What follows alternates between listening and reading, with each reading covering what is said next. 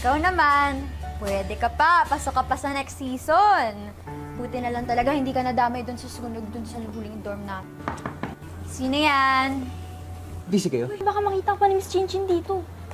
Aabot ko lang sana itong mga to. Ito, favorite cake mo. Talaga? Salamat ha! Thank you, may merienda na ako. Padaan din kasi akong bake shop kanina eh. Naisipan kong pag-take outan kita. Salamat. Ay, syempre, Zep and DV. Meron din akong dala para sa inyo. Kala ko. May... Isa lang nakikita mo dito eh. Syempre, di kayo mawawala sa isip ko.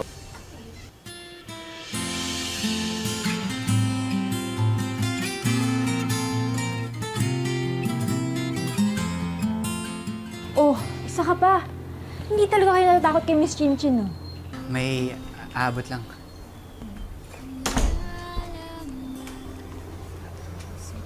Asyo, para di ka na bumili. Salamat, pero nakabili na ako ng school supplies ko. Kompleto na. Ayaw mo na ba ng luma kasi gusto mo na ng bago? Kilala mo na ako dati pa, kaya wala nang may tatago, lahat ay alam mo na. May nasusunog. Ashley! Yung pinagpansya mo! Oh my God! Hindi tamayin. Wait! Oh my God! Dito na lang yung nag-iisa kong uniform!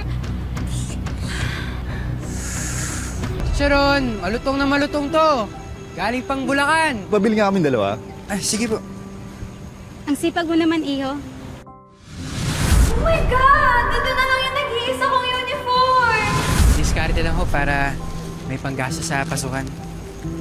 Ang mga magulang mo, nasaan? Nagtatrabaho naman ho. Pero hanggat maaari sana, ayoko sana maging pabigat sa kanila eh. Very good O, ito na yun. Bayad namin.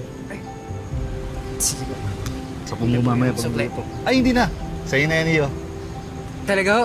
Sige. Salamat ho. Thank you.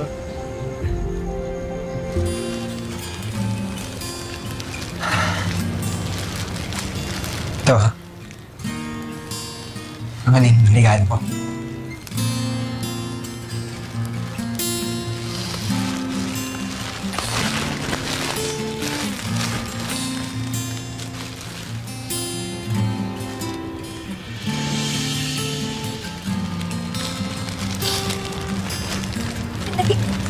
Nakipunan mo to.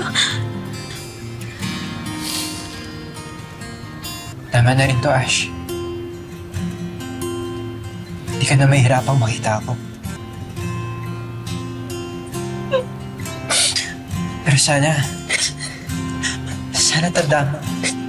Isang beses lang ako nagpa-apekto sa problema ng pamilya ko kaya kita nasaktan. Pero hindi ako humintong mahalin ka.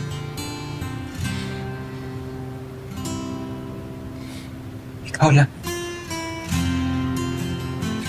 Ikaw parati. Ikaw lang naman.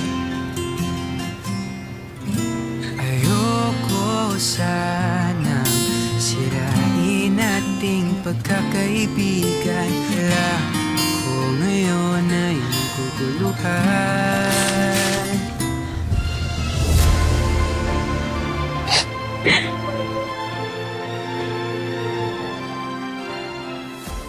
I'm sorry. Pinapatawad mo kita.